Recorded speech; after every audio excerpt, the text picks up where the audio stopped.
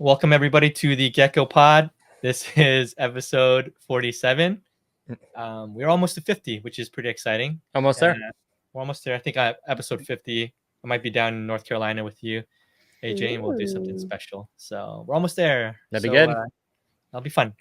We are with our friends Anthony and Jess, Lil Monsters.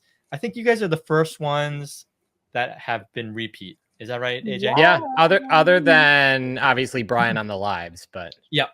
Brian is like I'm honored. Then we're honored. Yeah. Thank you. Yeah. So much to talk about. There's lots to talk about. I know last time I don't even think we talked about anything genetics. Not really, anyway. Yeah. And we're like, oh, we'll just do it next time. Yeah. And it was still like almost 2 hours long. Yeah. Yeah, we do watch all your episodes though. That's good. Thank you. Yeah, while feeding geckos, we put them in the background. Yeah. Nice. Yeah, it's good. So today, what are we talking about, guys? We're going to talk about genetics, new morphs. We'll have some Q&A. What else are we talking about, AJ? Well, I guess first I'll ask you guys how your experience was at Tinley. If you saw any animals that you thought were cool. Just highlights, because it was an interesting Tinley. I felt like attendance was a little low. Coolness of animals was maybe a little low. But I don't know. How did you guys feel? Did you see cool stuff? For me, I had been looking forward to Tinley for so long, like all year since Flora Fauna. I was like, oh my God, Tinley, that's our end of the year vacation, hang out with people, see cool stuff. Mm-hmm. And I think it was just I was like overstimulated by all the conversation, people to see. I feel like we just kind of zoomed past all of everything. Like, did I even take time to really look at something? Yeah. I don't know. There are multiple conversations at the same time. I'm like having a conversation and then like a new conversation here. Yeah. Crazy. That's true. I feel like there just wasn't enough time almost. I mean, there were so many people to see. Mm-hmm. So many new people that we've like gotten in contact with over Instagram and stuff, and we're like, oh, okay, we'll go see you. Oh, you're gonna be there, cool. Yeah. And so like even conversations that we like never even finished last year, or that we have like had online and stuff like that. So I mean, I was at your booth for like sporadic moments, and then off to another one, and then off to another one, and yeah. So I feel like we were just going back and forth to like everybody, but it was like short little bursts. Yep. But I felt the same way. I feel like there was a lot of conversations that I just didn't get to have that I wanted to. Yeah, right. It's crazy. Even afterwards, right? Because like we're hanging out at like the Even or something. Yeah. And people that we saw there, and I was just bouncing around all over the place, and then we forgot to eat dinner, so we rushed out to go do that just to come back to have more fun, Yeah. So I agree. But other than that, I think it was great. There was there were some pretty interesting tries there that were pretty cool. Nice project that we're kind of like starting to get into. Did you guys pick anything up? What did we get? Try wise? Do you think? No, we didn't get any actually, but we did get some black phantoms. We were so excited. We're finally gonna be there for VIP early Friday. Oh yeah. We went straight to Emily. Emily was like, I'm sold out for the year. And we're like, no. But she showed up and she was already excited. sold out? Finally, we're there early on Friday. Yeah, because we usually get there on Saturday. Or like Friday evening. Oh yeah, that's true. Or Friday evening. Man, that's crazy. But we missed the symposium. We wanted to, but it was just too many days away. Mm-hmm. Yeah. So the earliest we could do was, I think we landed like 1 a.m. on Friday. Yeah. Oh geez. Yeah, that's early. Yeah. So we got there at 1 a.m. Yep. Well, at least you made it for the VIP. So you said you got some black phantoms. That's cool. Mm-hmm. I got a treehouse animal. Yeah. Nice. And then I picked one up from Lindsay. Yeah. You get caps? Like pre-Tinley pickup. We got 2 from Donna at Crimson. Oh, nice. Oh yeah, but they weren't here yet, so they're still coming. Yeah. I haven't seen them yet. So Through Gabby. Yeah. Yep. I probably saw them yesterday or the day before. I looked at all those geckos when I was there, but I didn't know you bought any. So yeah, I got 2. I don't know which I one. was trying to get animals from you, but they weren't for sale already. They're already sold out. Yeah, I'm sorry. I was like, oh, I want this one and this one, and you're like, sold. I was like, what are you talking about? You just took them out of the box. It was the pre-Tinley, like YouTube thing, right? Yeah. Yeah, they sold. So I did my my whatever preview sale, and they sold. So I did the preview sale, and then Brett took the box and drove it up to Illinois. And so in that like 24-hour time period is when those animals sold. So they were en route to Tinley and were selling. And then as soon as I got there, I had to like fish them out of the box and be like, not that one, not that one. I remember we're like picking out the numbers. You're like, find this number, and on the table that was yeah. There was one in particular. I was like, oh, I want this one for sure. Whatever it is. Probably 51 was the one everybody wanted. Yeah, probably. I don't remember what the number is like correlating to that. Yeah, it's okay. But we did get something from Andrew and Sarah Gilpin. We got a lucid gecko. Nice. Yep. So what do you think is going on there with those? I think genetically. For me, it looks like a C2 hypo. Cream on like cream kind of cream, thing. Yeah, like a hypo. Definitely hypos in there. Yeah. Like that's almost guaranteed. Phantom. Yeah, some of them are phantom, some of them aren't, because they had a few of them. The tiger is funky in them too. Yeah, I like it. I like it. Like it's really like it's kind of like spitty, you know, Mm-hmm. like the way the pattern falls. Pick the one that we did. Yeah. Because we have the Sakura project. Yep. Right. So we have really limited numbers on those particular ones. And what is it? 2 main lines that are unrelated. So one I got from some random breeder in the middle of nowhere a really, really long time ago. So then after that, I had one from Alan, and those spawn their own line, right? So that's what Sakura kind of comes out of. And then I think I got one from Anthony that I haven't crossed in yet. But now you have a lily white one. Yeah, and now we got that one from Andrew. Yeah, exactly. Yeah, that'd be good. So the lily part of it is the exciting part, because at first I'm like, you know what? I don't need the lily part of it. I just want the hypo part of it. And then after a while, I was like, but a hypo, lily, phantom, kind of.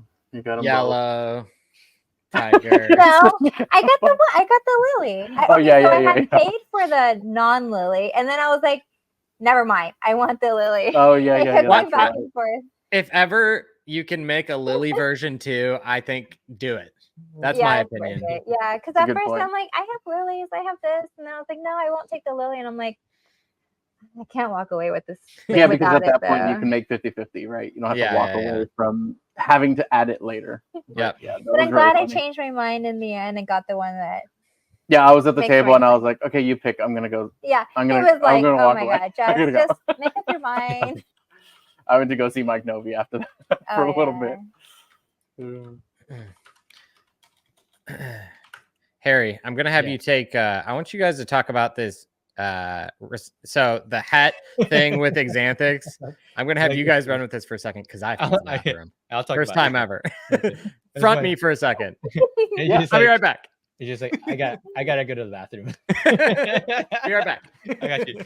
So I think when we wanted to chat with you guys, just not just all this like advanced stuff, all these new morphs, but we also want to talk a little bit about like basic genetics in terms of like, you know, the recessive traits and heads, and you know how people sometimes will refer to things as 50% head or 66% head.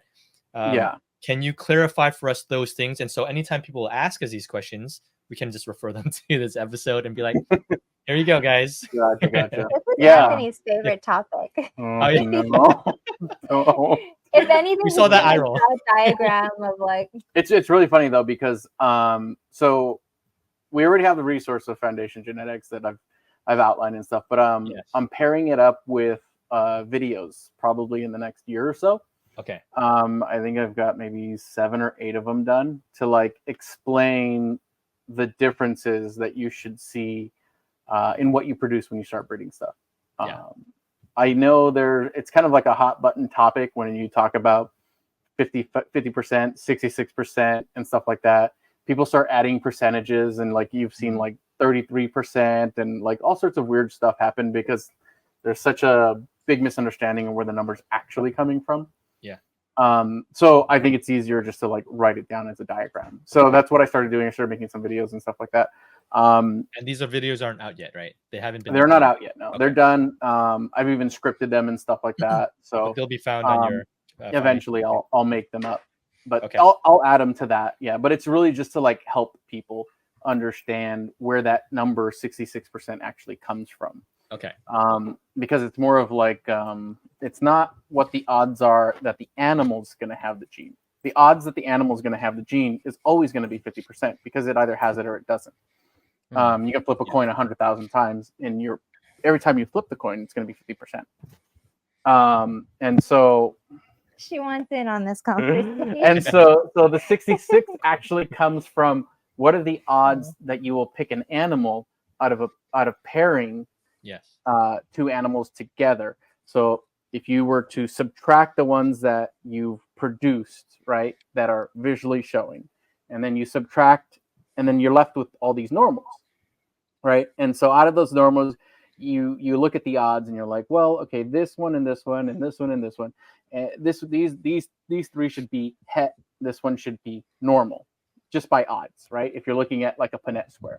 And so if you take the animal that has it, because it visually you can identify it out, then you're left with those animals only, right? And so if you do the math on it, it comes out that 33% are normal, 66% are the ones that are going to be het for it. So it's the odds of choosing out of, let's say if you had a group of them on a table, right? And it's a statistical odd versus what are the odds that the animal is going to carry the gene. The odds that the animal is going to carry the gene is always going to be whether it got it from the parent or not, right? And so that's going to always be 50%. Yes. And you breed those animals, and after you breed them, if you breed them to another het or you breed them to an animal that's homozygous or what we call visual in our hobby, then and you produce exanthics from it, or let's just use exanthics for this example, then you know that animal is now becomes 100% instead of 50% or 66%. Because it's a proven, right? Yeah. So if the odds can change like that, then you're kind of also like fudging the numbers a little bit to get that 66% in there, because you're it's like a blind odd chance, right? And you're playing at a roulette table. But what are the odds that the animal got the gene? It will always be 50%. Because it either got it or it didn't from the parent. Yeah. So how would you moving forward for breeders? What kind of language should we use when we talk about percentages and whatnot? Should we just be like pos het versus het? Right? Well, I mean, it's always going to be up to the hobby to decide, right? If the hobby wants to have 66% in there in order to charge a higher market value for something, then that's what the hobby wants, right? So me personally, I try to tell people it's always going to be a 50% chance, and I will sell them and I think personally you should either sell them as pos het, or I could just give in and then charge an extra $400 or $200 for the animal, right? Because that's what people want. They want to pay that extra money, even though some people are aware that the odds are still only 50-50. It's a really interesting dynamic. So I try to be honest about it all. Yeah, it seems like nowadays with like how common relatively exanthic is becoming, I see less and less marketing of 66% hats. Yeah. That's true. Yeah. I'm seeing a lot more 50s and 100s. Like I'm not seeing a lot of 66s. But that's good.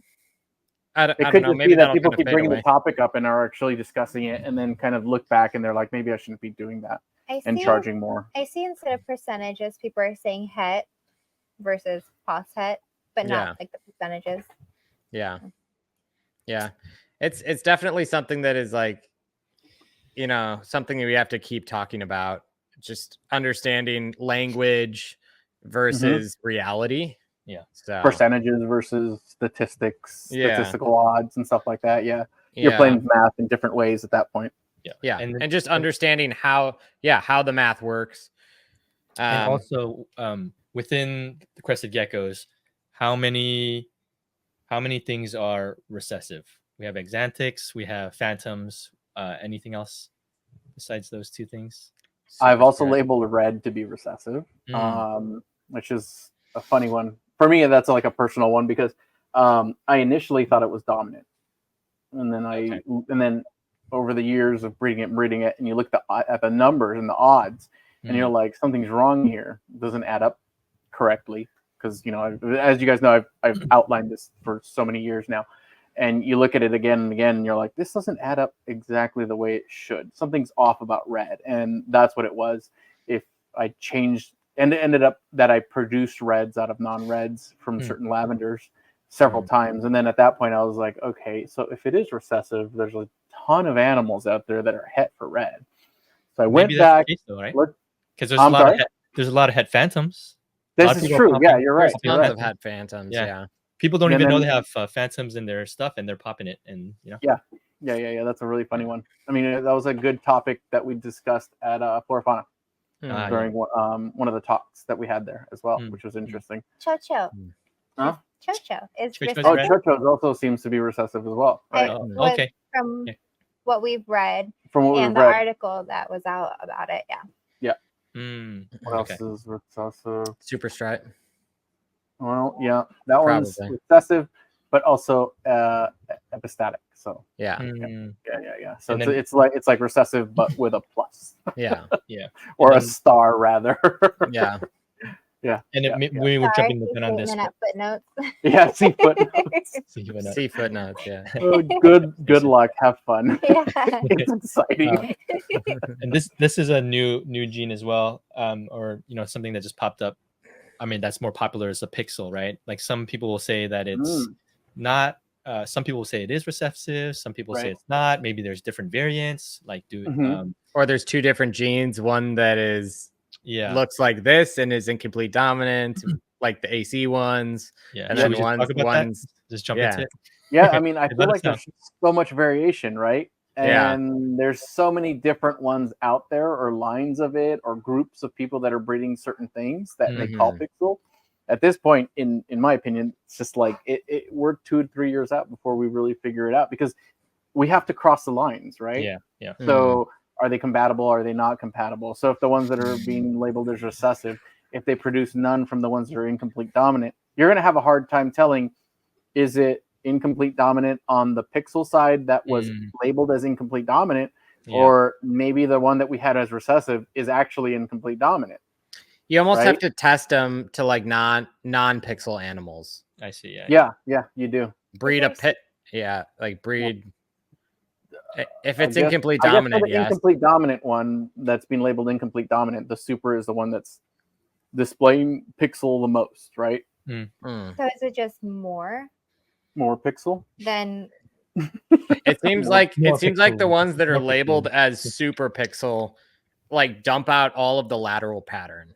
That seems to be a trend. Like most of them have almost no lateral pattern. They still keep the dorsal pattern, but they seem to dump most of the side pattern. Yeah. Interesting. That seems to be the ones that I've seen labeled as supers from AC or whatever, like that. Gotcha. Yeah. That makes sense. I'm excited to see the compatibility of all the different lines and see how they work with each other. Yeah, right. I think that's the fun part of it all is we've been working, like everyone has like pockets of like projects that they have, and then they're like, is this the same thing? How does it work together? And that's the fun part, I think. Yeah, like if we do combine them, what's the let's say there's two, right? Then you've got the super pixel incomplete dominant version, and then you've got the visual of the recessive one, which is the homozygous, right? So you have a double homozygous animal if they're incompatible, which will be really interesting, right? What is that going to do?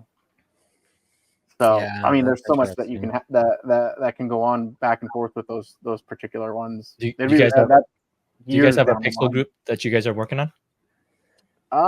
We have a couple animals that we think might be pixel. Okay, but nothing definitive yet for sure. Our dogs are so excited about this that they all want in on the conversation. They're literally circling around us. I don't know if it's like they're big sharks, looking for. Anytime I start talking, I start chatting with people on the phone or whatever, my dog like just circles around and like goes crazy. Oh, really? So like a shark. We have 3 of them. There's one at my foot. There's one over there. There's one just pacing around everywhere. This is our big boy over here. That's so funny. So I have a question for you guys. So Change of topic. So when I was at Tinley, I had dinner with someone and we were talking about, I won't reveal too much info, but we were talking about, so I've seen some animals over in Korea that are very interesting, that are almost like something in between a super lily white and like a het lily white, single gene lily white, and a 2-copy gene lily white, somewhere kind of 50-50 between the two. Oh, right. Okay. Where it's semi-translucent or almost to the point where the animal has like its crests get deleted. There's like no pinstripe scales and they're just like absolutely covered in white pattern. Yeah, I think I know which ones you're talking about. They even have like the white pattern connecting from the dorsal to the lateral upper. You can pull some up, I but can find it. yeah, I just wanted to. So when I had inquired as to kind of what was going on, I was told that it was from lily to lily pairings that results out of, which we know that the super forms in that pairing would be lethal. But I guess my question from you from a genetic standpoint, and I really don't know, but I'd love to hear your standpoint. In those animals that are 1-copy gene animals, not 2-copy gene animals, the ones that, you know, obviously hatch and thrive, what phenomenon would be happening there where you would see a increased expression of the gene in those animals? And how would that work? So, the best way to explain it, okay, is we already know that if you're breeding a lily to lily, they're related, right? It's obvious they're related. Who knows how far down the line it goes? Yeah. But they are related, which means that they're going to have more than just the lily gene in common. Okay. So if it has the same white patterning gene, the same expression of all the genes that create higher expression that allow it to express on the animal. So you're going to get the homozygous form of those as well at some point, right? Those are just the odds. And so if you think about lily as attaching to pattern, then you're going to get an extreme version of it. Does that make sense? That's how I see it anyway. Like and stacking. you could in theory do that as well without doing lily to lily pairings. True. By having animals that express, say, those same, say, you know, snowflake or white wall or any of those things that are adding white pattern, like that dripping dorsal kind of gene. If you stack all that in, say, like animal B, and you have a lily white that has it as well, in theory, you should make the same result. Yeah, that's true. You should. We have seen some crazy wild looking lilies that are not lily to lily pairing. Okay. But I just feel like I never particular type, right? Yeah. And I would agree with that. Yeah. There's it's just been genes that work with lily that bring out that whiteness of it and kind of like heighten it and bring it out more. True. Like sable lilies, where it's just like. Yeah, which those look wildly crazy, and that's not a lily to lily pairing. So I think it's just the gene interaction. But when you have the two of the same from like lily, I think it's just. I think the odds of it is just like that you're getting significantly higher homozygosity in that animal. And the expression of it. Not only that, but like there's a bunch of little genes that actually do more work than just the one lily gene.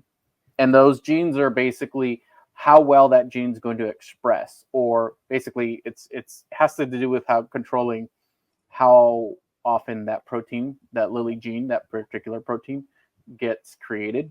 And so if those genes all stack up, then that's technically what's happening with stacking when we use that verbiage to explain like what you're doing to an animal by breeding lavender to lavender or black base to black base and phantom to phantom and stuff like that. So that's just like reinforcing the gene where all offspring, because there's like we were talking about at a certain point, like you can't create, like it either gets the genes, like it can only get 2 copies. Like when we were talking to AC about super softs, right? It's like you can make a soft scale and you can make a super soft scale, but breeding super soft scales together doesn't make a super duper soft scale. Yeah, the way he described it. Like caps off. I don't know how many times I'd be super duper to Right. try something. Yeah. Within Super duper the phantoms. super trait, like how the face, the head will have the base Yeah. color come through. Mhm. I think those traits you can accentuate more, like bring out more. But Like as the for head stamp distortion and stuff. yeah. So depending on what yeah. else you're working within the super soft scale, like you can bring it out more. But as for the super soft scaleness, I think that's it. Yeah, like as far as like the spacing of the scales or whatever. Yeah, think about structure, right? Like if you keep breeding huge dorsum to huge dorsum, right? There's not a single gene that's controlling that. The same with head structure. Huge head. There's some animals with head structure that's like doesn't look anything like a normal animal. I mean, it's crazy. Well, I mean, we have these things in our collection. We have a group of animals that we call king's crowns, and they have dorsal that goes out through the neck, and it actually flares out, and that's without the animal being overweight. So, genetically, we've been breeding it as almost like a trait, and it seems like 50% of the offspring get it. We have a client that is actually breeding them as well, and they're getting the same result. And now their animals are having these, and they're calling them king's crown. They're getting these animals with like really nice, interesting structure through the bottom of the neck, where it usually like narrows if you see narrow neck animals. Yeah, that's interesting. Harry, did you pull up the pics? I forgot where, I couldn't find it. Do you know the name? I put it on the note. Just look. Okay. We have that in Foundation Genetics as well, like in the last section. Oh, you have it? Okay. So talking about stacking while Harry's looking for this. So stacking certain genes, I mean, you can increase expression with generations of stacking, say like white spot, like what I've done with some of my stuff with like white spot trait or a form of white spot trait. Or like you see stuff where like quad stripes, where you keep breeding to the point where you push most of the tiger out too. Yeah. Like there is, I guess there is stacking of natures, but how, or stacking of sorts, but how far does that go? You know, I think it really just depends on the strength of that particular gene for what it does to the animal, right? Yeah. Well, it depends on if you have like colliding genes too. So is something going to reduce your expression of something that you're trying to stack that's a good point. of? That's a good point. I guess that's a really good point, actually. Like it's like trying if to you remove like those, if you have phantom or something that's masking. Yeah, or pinstripe with tigers. You know, you're trying to get full stripe tigers, and you're stacking tiger to make the nice over the dorsal, but you have pinstripe in there. And then that's gonna bring your that's a good one. Like, what if also those lilies that you were talking about, those actually hit genes that would be pushing that effect away, right? Like, okay, here's a good example, right? You have super cappuccinos, and when you outcross them to say sables and other animals, you see some of the negative effects of those animals go away, right? So you have genes that are basically countering smaller nostril or whatever deformities could possibly be there. So why not the same for lily? Yeah. So lily to lily pairing just means that not only did it land on removing those genes that would inhibit lily, but you've stacked all the other ones that would basically create that particular weird phenotype. Like you took out the limiter. Yeah, you took out the limiter. That's a good one. I like that. Yeah, that's interesting. Even when you think about like I think about like lily white plus Dalmatian. Like that's a big limiter. Lily white on Dalmatian. Like if you make phantom lily super Dals, not much Dalmatian can come through. True. Yeah. And then if you add phantom, it brings the limiter back down. You start seeing more Dalmatian spots come through.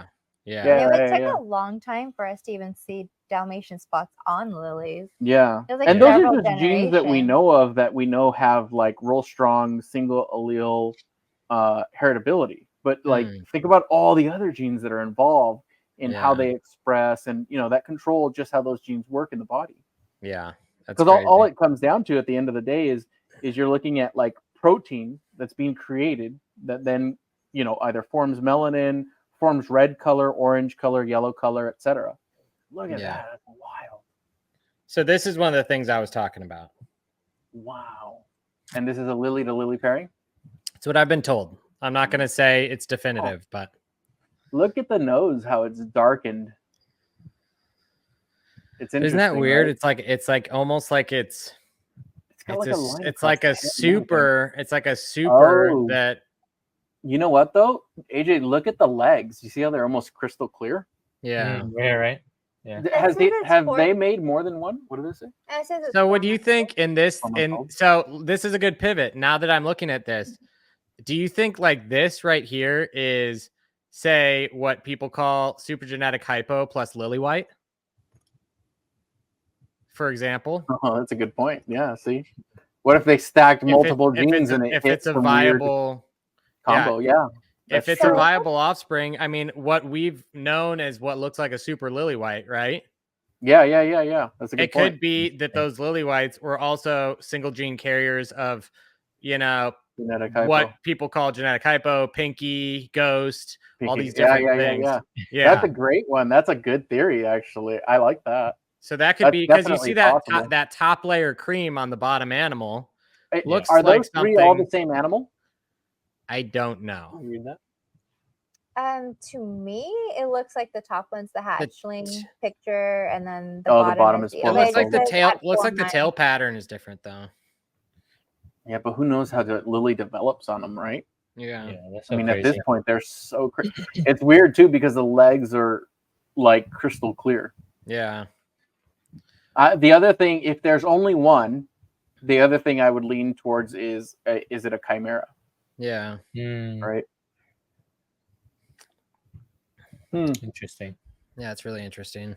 It'll be interesting to see it progress because I kind of want to know if it inherits any negative traits. Right. So I just like to see them progress before we like say it's one thing. Yeah. Kind of want to see how it grows, if there's any negative traits about it. So AJ, you're saying that you think this is like the genetic hypo like tacked on with the lily white?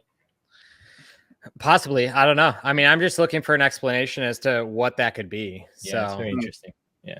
You guys saw the genetic hypo at Tinley? Yeah. And it's a cool looking animal. I keep describing it as looking like a crystal.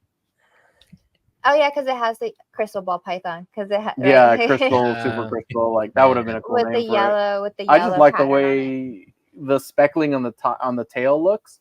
It looks like a polished piece of a gate rock stone. He's talking about all kinds of things right now in one sentence. What is geckos, rocks? Let me see. Is there a good place to pull up this genetic hypo besides reptiles? That must be a wait. So I guess the question is, and I'll ask you this first. I guess what we've seen, Pinky, right? Pinky. We first saw it on Reptiles by Mac. So yeah, I think we first saw it here, and they kind of dropped this, and we we're like, "What the heck is this?" And it's just a super cap, and then the super genetics hypo or blizzard.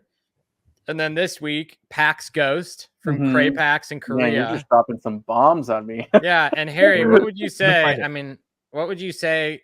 Do you think these are the same thing? Is there any sort of like Harry, what do you think? Similarity? Like, what would you describe it as, Harry? If you're gonna, they all look so similar. I'm not sure. Maybe it's like this.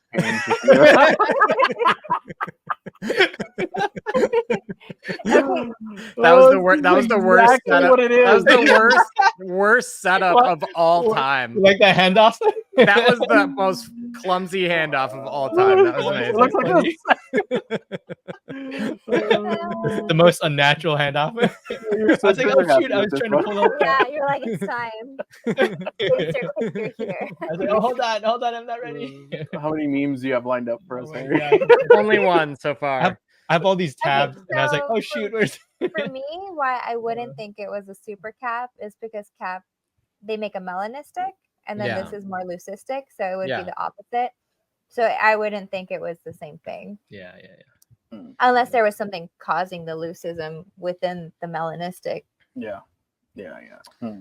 which it doesn't seem, I mean, it's lacking some of those negative aspects of super cap, like the nostril reduction and some of those things. So it seems like they have more structure, like head structure, than any of the super caps I've seen. So but it'd be interesting to see them grow out. yeah, because even the super cappuccinos, even if they hatch out normal, sometimes after a while you'll start to see negative traits about them, depending on like how closely related they are, like the structure and the like lack of crest, the head, like how it kind of we have a few of them actually. We've had pretty good success with fixing a lot of issues with them.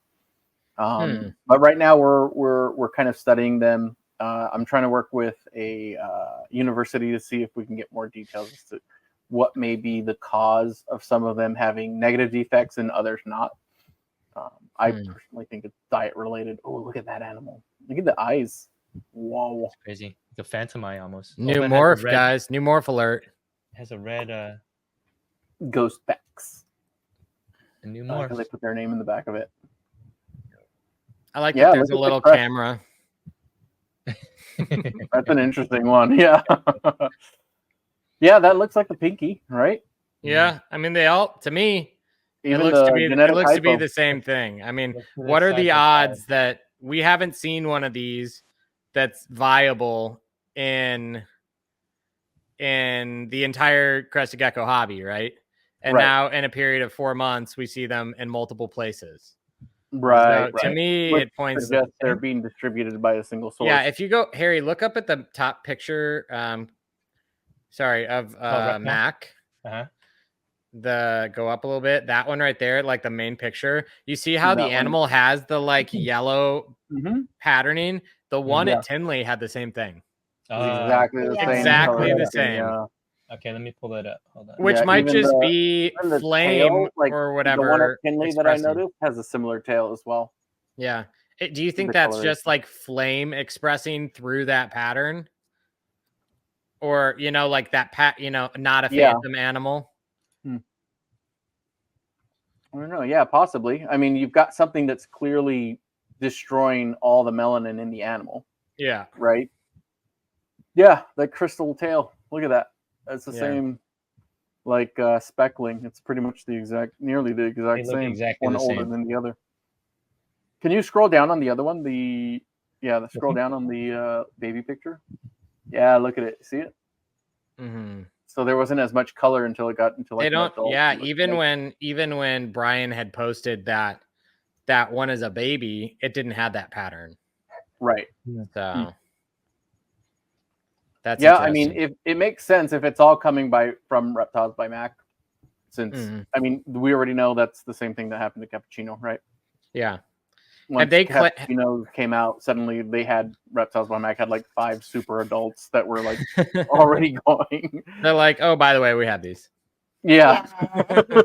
We've been doing this for a while. You guys are just now catching up. Yeah. This is where this one. Yeah. That's so funny. You gotta work on your timing, Harry. I'm slow I'm slow over here. Harry's comedic timing is lacking. I was like, oh my gosh, I have so many tabs. What are we gonna press? It's interesting though. It'll be cool to see where it goes for sure. I wonder if the Lily version of that, like you said, like you suggested, could be pretty wicked. Because look at where like the yellowing is. Yeah. And then if you were to think about Lily being on top of that, basically. Like cream instead of, it kind of does look like that one that you showed as Lily to Lily. But that stripe on the dorsal too. Let me pull that up too. Man, I wish I could do them all side by side. Do like a side by side, Harry. I know. I don't know if I can. I have to figure out the layout of all these page management. But yeah, that's pretty cool. You could just shrink your tab down, Harry, and just do like 3 tabs. Like it does. It goes by Windows. Oh, it's Windows. Okay. Yeah. But here's the one we first started talking about. Yeah. Yeah. I mean, that was a pretty good theory, AJ.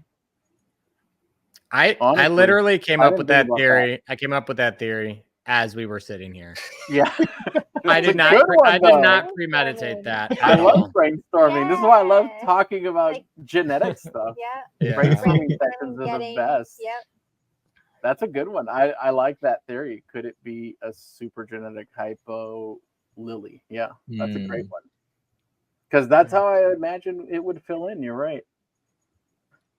So wild, man. It's crazy how I feel like some of these new genes, the supers, they don't even freaking look like a crested gecko anymore. No, they look like salamanders. But I really know. like salamanders, so I'm cool with it. I do too. I like I salamanders was as well. watching someone's YouTube video on the Tinley, and they're like, "This is the ugliest thing I've ever seen." No. It's cool. I was like, "Okay, I get it. If you're not a gecko person, it might look ugly and it's not exciting." But Yeah. having worked with genetics for so long, like just knowing what's going on kind of makes it exciting. But I get it from like a non-gecko standpoint. They're just like, "What the heck is this?" Yeah, there's even like ball python super morphs that have like all sorts of weird little things, the nuances that happen to them. Right. Yeah. The nose structure, their little pits go away and stuff like Or that. like the scaleless ones. Or the, oh my gosh, yeah, the scaleless Yeah, those ones. are wild. Health wise, do you guys feel like this hypo crested is okay, or is it like We don't know. Super No idea. capish? Too I young. mean, we've only Too young to seen, tell. Well, considering that it's how old is it now? 6 months old. but Okay. Mac has adults. I mean, in the Yeah, photos. Mac has adults. That's true. Yeah. I But mean, are they they, look- are they viable? look Do they breed? Brawny a little bit, you know. They don't look full and robust, is what I'm saying. They And have nostrils. They're Their kind- skin looks real thin as well. They look like are they super caps viable in or their can they- some of their structure, except for their heads aren't like caving in and pitting and stuff. They Right. do have nostrils. They do have But do no- they reproduce? Mac just Are they- circles the nostril and puts an arrow pointing at it, like check it out. We've got nostrils. Yeah, that's the Check it out. standard now, apparently, is whether or not it has nostrils and how Yeah, large people are they like, are. guys, Low it's bar. healthy. It has nostrils. It's like, okay, it's a low It has bar. eyeballs. But has anyone bred the adult version yet? Like, do they Mac, make? Mac would be the only one that could tell us. Yeah. Yeah. We do not know. I want more information. We need, Yeah, seriously. We need I need to- all the information. Who And then would- what who do would the know parents besides look Mac? like? Kind of backtrack, Yeah. see the bigger picture than Mm. what we're currently looking at. Yeah, True. we'll definitely refer back to this episode once we find out more. It'll be We'll For fun. figure it out. sure. We'll figure it out. Yeah. I like how much work there is left to do in the hobby. Yeah. Like, there's so many things that we. That's Hey, but I like that we're all talking together and we're all like trying to figure it out, working together, piecing Yeah. information. Like that's what's really changed in the hobby. That's what that- I like about your guys' Yeah. podcast. It's so Bring them all freaking cool. together. Yeah. we I try. love all the ideas that other breeders have about things and how they visualize things and stuff Mhm. like that. It's really, I love it. Yeah, and the thing that I've said, like, I forget who, somebody asked me, like, oh, it might have been Brian Susan from Sundown asked me, he's like, oh, you gonna get the super genetic hypo? And I'm like, not anytime soon, you know. And you know, I just because I don't love to be first on that stuff because I'm cheap and I don't like getting burned. But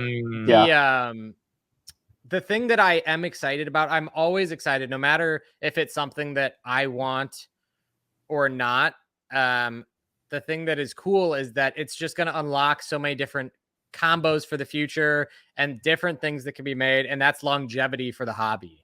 Mhm. And so, and like, cause anytime a new gene comes out, like Pixel or like, and not that it's new, but newly, maybe understood or realized, or, you know, Cho or Sable or any of these things, each time one of those comes out, it probably buys us years of things that can be made.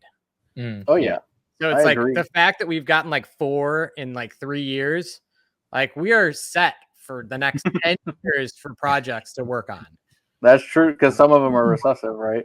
Yeah. So yeah, that's What a good point. You're I talking about think Cho. people AJ mentioned. What are your findings so far about Cho? We know that Jordan at Ruby Reptiles has a Cho. Did you guys? We haven't seen it yet. You guys haven't seen it in person. We saw it in person. I saw it. Oh, you did?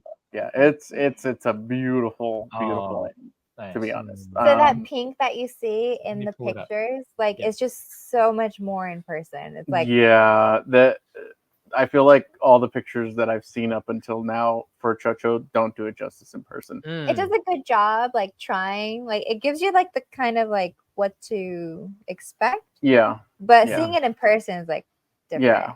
Like people can look at that and they won't believe it. It's just, it's one of those things you need to, you see it in person, you're going to be like, it's unbelievable. And seeing it It's fired literally up versus unbelievable. fired down, and Look at looks that. like it looks like It's Jordan's incredible. wearing a 4XL glove though. Seriously. Jordan, take off the Is he wearing a glove or a wearing garbage gloves. bag? I was just talking to him when I saw him at Tinley, and I was like, I'll give you my whole collection for that one gecko. Oh, It's yeah. cool, yeah. It's super cool. It's Amazing. like maroon colored. Yeah, but it's got these pink hues in it. Yeah. And like a little bit more of a wider pattern in it. Is that the It's same just gecko? Incredible. It might be. Is that the same one? They fire differently. Yeah, it might be the same gecko. Interesting. Yeah, that is the same gecko for sure. Yeah, it's kind of like Patterning's the exact same.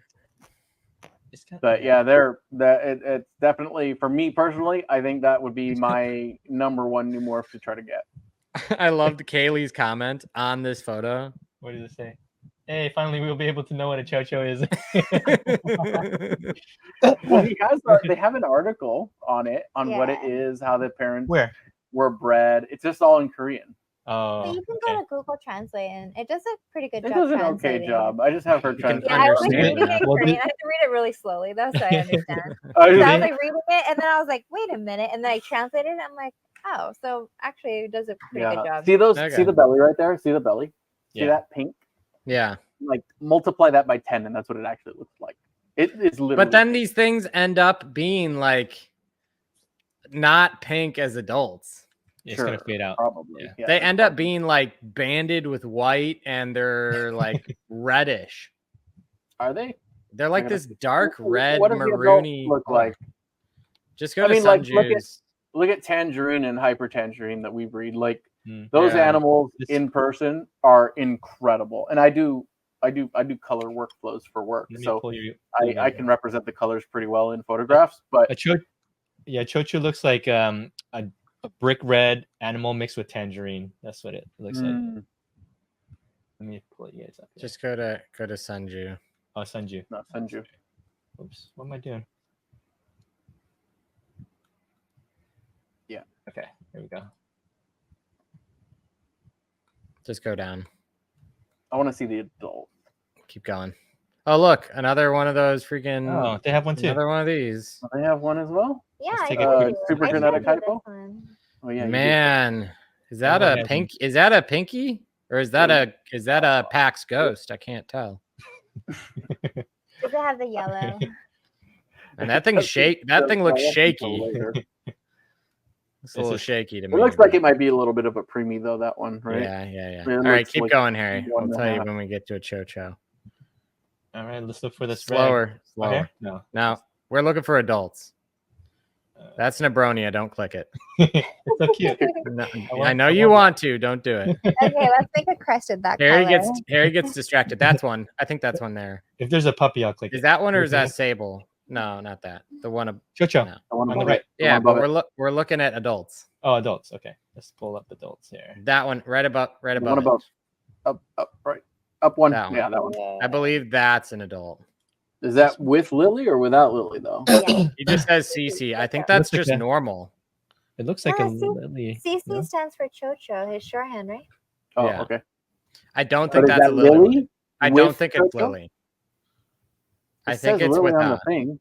It Where? looks lily. I guess it also says It says Xanthic, so Xanthic never and mind. Super Cappuccino. Yeah, fair enough. Are you looking at All right, that? keep going. Yeah. Keep going, Harry. We can look at other ones. There's more. The hashtags will definitely tell you exactly what it is. Don't worry. No. Look at that quad. It looks Never, like tr- AJ. never Ooh, trust. these are cool. It looks cool. Cha, cha, Okay, cha, cha. adult. This one? Is Oh, that- right about that one. That looks like a Chocho. What does it say? Yeah. Yeah, it looks similar. It doesn't. What does it say? Just Does will that tell say CC in Korean? I can't see it. Move your cursor. Oh. I don't know if I could blow it up. Sucho. Sucho? Cho. Sucho? The second character is Cho. So like Okay. a super Chocho? Well, Is that what they Okay, mean? so Maybe. Maybe. I mean, it looks similar. I don't know Korean slang. I haven't been there in ages. They get that kind of like darker base color though. A lot they of them really have a chocolatey color, in my yeah. opinion. It's really like cool. a chocolatey red. Yeah, like chocolatey red. That's probably good. That's beautiful. See, like, but yeah, you're right. It looks like it loses a lot of that pink coloration. What is this thing? Chocho. That's a chocho. Man, for this sure. Is so crazy. It's like AJ. It looks like all that reddish pink is like on top of what white patterning would be. Yeah. Yep. Eventually. Yep. Right. Yeah. It's cool, man. It is cool. It's wicked. All right. There's another one. I feel like that's kind of the original ones that they showed a lot. Cute. Stop. That's cute. He called Dude, it. He said he was this is crazy though. Here he gets This is so crazy. Lily Lily had had Chocho. Chocho. Holy smokes, this thing is crazy. See, it's like some That looks like tangerine. Some het animals do have a weird, interesting effect on Lily. It's like Julie. It's like Nicoletta's tangerine lilies. This one's crazy orange though. This one's crazy orange. And reddish brown too, though. Yeah. So from the Chocho. Man, that's crazy. Oh, this one right here. We've already seen that one before. Oh yeah, it's the same one. Mm-hmm. Yeah. Yeah, interesting though. Very cool. Exciting to see what happens for sure. Yeah, seriously. I think that's going to be a great one. Breathes life into the hobby for another 10 years, like you said. Yeah, especially because it just opens up. It seems to open up a different palette of colors, you know. And it's recessive, so it'll take a while. Yeah, seriously. I wonder how many thousands of those things they already have over there. No, you actually have to sign a contract. What I read from the article, you have to sign a contract that you can't auction them, you can't breed, you can't inbreed them. So you have to buy like an outcrossed het. So you can't breed siblings. Like you have to do this whole contract before you can even get one. Wow. Yeah, to make sure it's done right. So if you read the article, they tell you like the failure rates of the first generation and how outcrossing has helped them. So Sunju, from what I've read, done a like really good job making sure that it wasn't like just heavily inbred, because he really did care about the quality and the health of the animals. Yeah. That's cool. Yeah, That's cool. right. Yeah. So this originated in Korea, though. It wasn't anything from us. Yeah, it looks like it. Okay. You know, other than maybe he discovered it trying to do a particular breeding, and then was like, and had the eye to pay attention That to one what was was being different. produced. Yeah. Or a couple were different. sure. Yeah. That's cool. There is man, I'm just excited. There's just so many cool new things, you know. Yeah, I mean, we're still This stuff keeps me up at night. I mean, we're only 1 year into the article that we released as well, or the book. That's crazy. But I still get excited hatching soft scale lilies, you know, like, and then everything just happens so quickly that's just like, hold on, let's catch up, and then like really learn about this and integrate it, and how does it interact with things, and bam, here's more genes. I was telling my wife the other day, I was like, sometimes I feel, I'm sure, I know Harry feels this way sometimes, like when you take care of these geckos all day, every day, and you're looking at them, it's like, it feels like time is going so slow when you're waiting for an animal to breed. It's like, oh man, I can't wait to breed this, to make these hats, to eventually make this. 2 years out, 3 years out. And then it's like, man, it's such a long game. And I know a lot of people, like, that's why a lot of people buy adult geckos, right? Like they're trying to like shorten the cycle, and maybe they don't buy as nice of quality, but they go for speed. And I get it, but this is I guess, if you're like you guys or me or a bunch of people in the hobby, like if you want to be like making the really cool stuff, it takes time and patience. Longevity. But also too, I like to see them progress, because they're like the way that they just change from hatchling to juvie to, you know, adult size, and even like within adults, like years later. Yeah. So just seeing all of that, you'll miss a lot of that information just buying straight to the adult. Yeah. Yep. Unless you go back and ask the breeder, you know, what did it look like as it was progressing? And even just describing yellow as dominant, how many breeders have reached out to me and been like, I think you're wrong, and then they show me their results and their animals, and they're like, look, see, I have it all tracked. Yeah. And I'm like, this particular male or this particular female, what did it look like when it was young? And then like I have breeders that have come back and they're like, oh shit, it was yellow, you're right. And I was like, really? I was like, oh, that's cool. And I was like, you have it labeled as lavender though. So Yeah. You're gonna That's interesting when we talked about that, because I remember when I read the article and I read about yellow being dominant. I'm like, and then once I actually explained my situation to you, which was basically that I was breeding 2 yellow animals together, getting some dark animals. Right. And then talking through it and being like, at least one of those animals or both of those animals are 1 copy gene animals. So the default of dark base occasionally comes through. Yeah, 25%. Yeah. Yeah. So it was just so like, I'm like, okay, that actually makes a lot of sense, because I have other yellow pairs where I know they have like multiple years of yellow lineage and you get 0 darks out of them. Yep.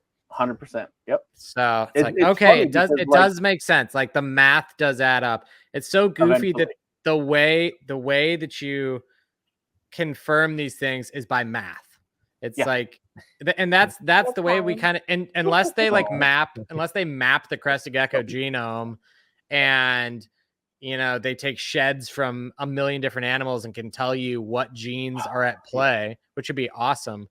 And grab the shed before they eat it. Yeah. Pull it out of its mouth. Give me that.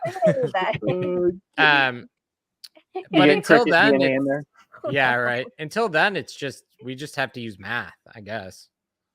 I mean, the thing is observation.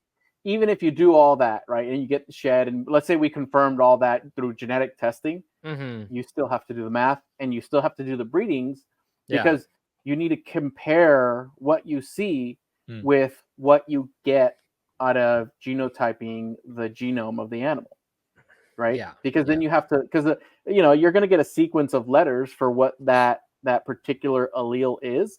But it's not like it's going to say this is an empty cappuccino. You know what I'm saying? You have to input that information. Yeah.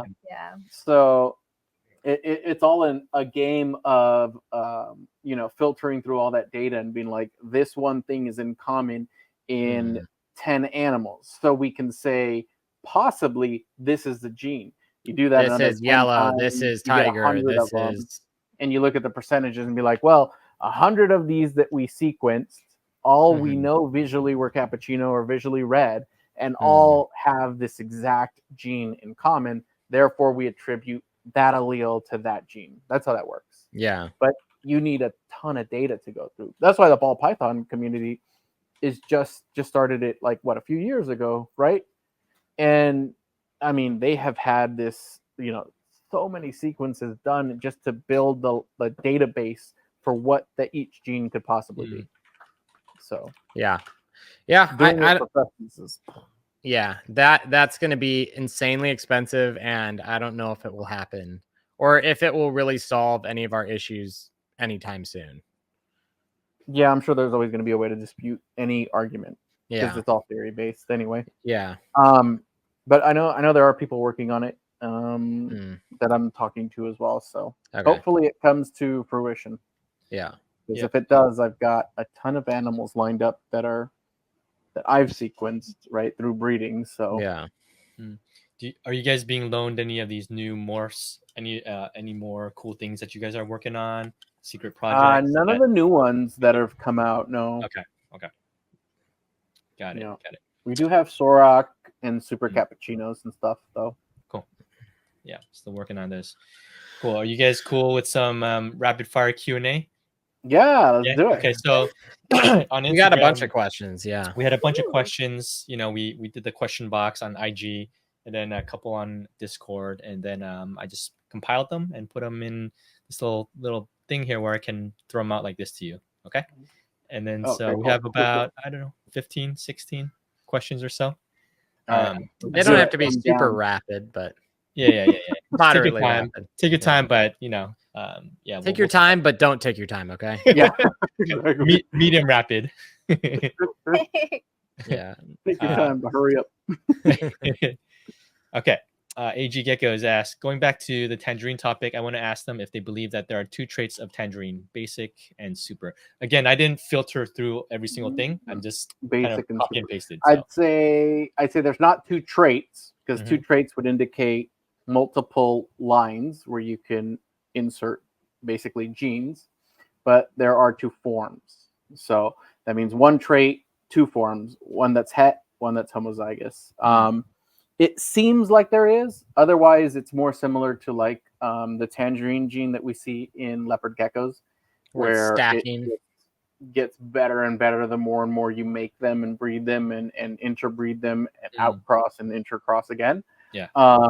It seems like it's kind of like that, but definitely if you breed 2 tangerines together, you will get some hyper tangerines, and they're killer animals. But there's tangerine like on the base color that comes from, and then yellow there's cross and then there's like the pattern that has the tangerine. Right. So you can get like a lavender animal, but like the pattern where the white pattern or the orange pattern would actually be tangerine. Are my favorite. So how does that work then? If there's some like they're combos of tangerine and combos of hyper tangerine. That's why I call it hyper tangerine personally. So how would you get an animal that say like we saw some of those lily whites with well, I guess so is it only affecting secondary pattern, not the whole animal? It affects everything. Color? Then how do you get lavenders?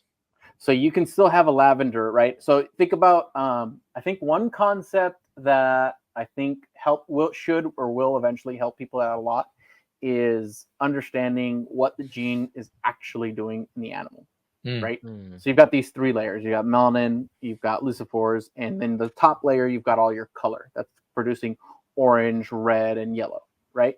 Yeah. So if you have a gene that's only affecting a certain section, then you can imagine it will do different things in different areas. So if you have white on an animal, then technically there's no color there, which means that layer, that topmost layer, isn't doing anything. Yeah. It's mostly melanin that's being pulled out. And then you've got your middle layer that's basically reflecting back all wavelengths of light. Interesting. So if we simplify it, right, tangerine won't affect areas where tangerine doesn't exist. Okay, that makes sense. Because the gene can't affect something where another gene is telling it cannot live, right? So like if you breed pinstripes, you're going to get pinstripes, but you're not going to suddenly get stripes down the face and down the lines and then everywhere and then through the tail. There's still boundaries as to which what certain traits affect. Yeah, exactly. Yeah. So it affects the whole animal so long as, and if pattern pops up in certain areas, then it'll start affecting those areas as well. Very cool. Thank you. Can you talk about fetal from Don? Like, so Don asked because they know that you guys are the main importer exporter, right? Yeah. So how does that work? What's the process? And just in general, is it reliable? Give us a little breakdown of what fetal is. So the import and export is pretty complicated. There's a whole lot of paperwork involved, a lot of companies, flights, all sorts of craziness. So I wanted to simplify it because I wanted to import animals as well at some point, and it was very difficult. Fetal is like the Korean morph market, so people don't. Yeah. Kind of. Okay. Yeah, kind of like the Korean morph market, a little different, but kind of. They have another thing that they primarily use. Fetal is like they have something that they use like all the time, and then fetal is like down here. I forget what it's called. I was told, and I cannot remember. But it's basically more of like a social media kind of thing. The WeChat thing? No, it's what's the other one? Cacao? No. Maybe it is cacao. I think it's cacao. That's where there's a lot of sales. Yeah, might be cacao. Yeah, that way. That's what you say. But yeah, anyway, so we make the process really simple. We basically take all the animals, we import them, handle all the taxes, all the fees and everything like that, and then we just charge a flat fee for everybody to get the animal to your door. Okay. I do not just take all animals, import and export. I vet the whole process because you can get sick animals, you can get animals with parasites, all sorts of stuff. So I'm really strict. And that includes import and export. So we do very low numbers. We're not doing like massive 100, 2,000 animals or whatever a year kind of thing. Yeah. So we try to control the process and how it works. And we also try to simplify it for, our friends who import or who want to get things imported. But the boxes that get shipped in, they get inspected on the Korean end. So their Fish and Wildlife has to go through, do inspection, make sure that everyone's packaged correctly, labeled correctly, are in good health, and then they okay it. They come to us, and U.S. Fish and Wildlife also has to inspect the box. Mhm. Is everyone healthy?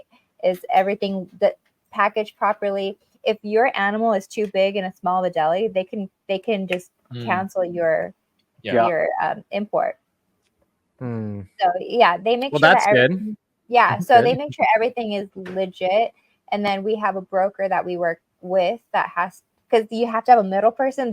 Fish and Wildlife won't work with the importer directly. You have to go through a middle person who handles all the paperwork, The clearing of the shipment and everything. yeah, and then going down to the airport and meeting Fish and Wildlife.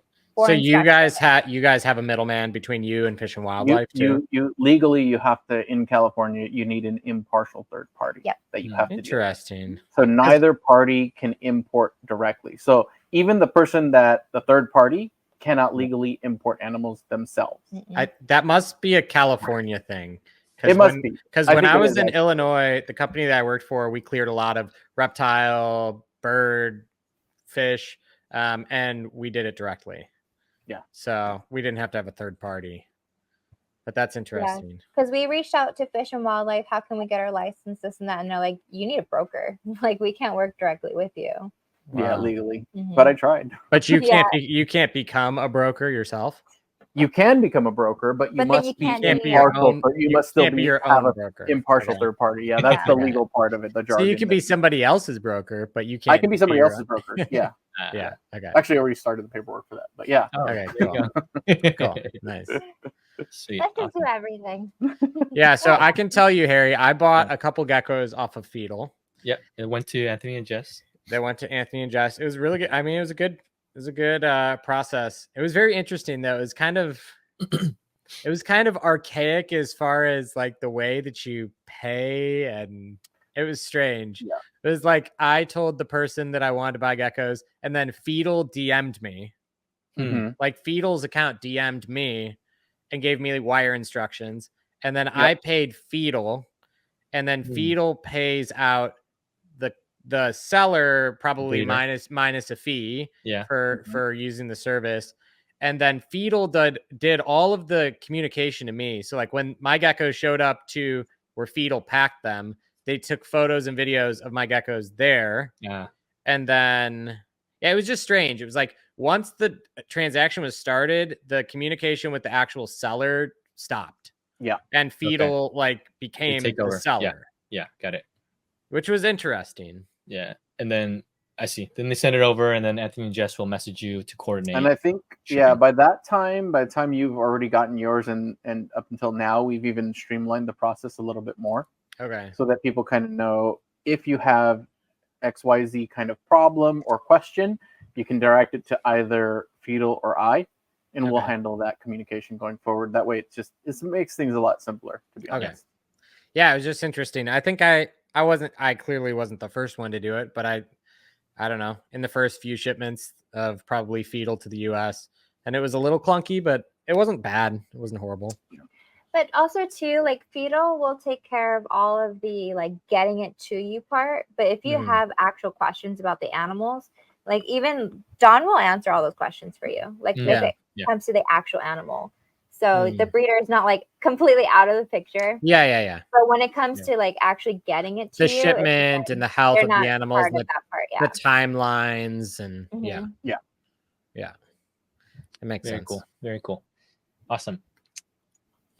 Maybe a basic-ish question that's also on your foundation genetics, but what are the visual differences between a cat versus a sable? We actually have an article about that as well. Yeah.